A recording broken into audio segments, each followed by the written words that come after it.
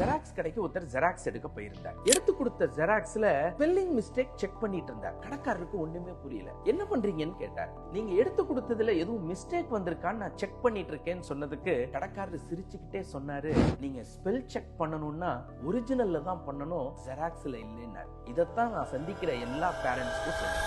நீங்க கரெக்ஷன் பண்ணணும்னா பேரண்ட்ஸ்ங்கிற ஒரிஜினல்ல தான் கரெக்ஷன் பண்ணணுமே தவிர குழந்தைங்கிற ஜெராக்ஸ்ல கரெக்ஷன் பண்ண வேண்டியதில்லை. நீங்களே உங்களை ஒரு கேள்வி கேட்டுக்கங்க.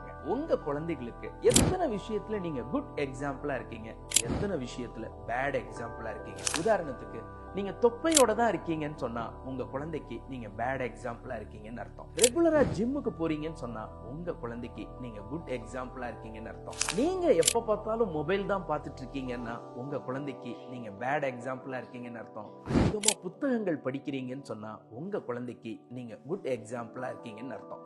குட் எக்ஸாம்பிளா இருக்கிறதன் மூலமா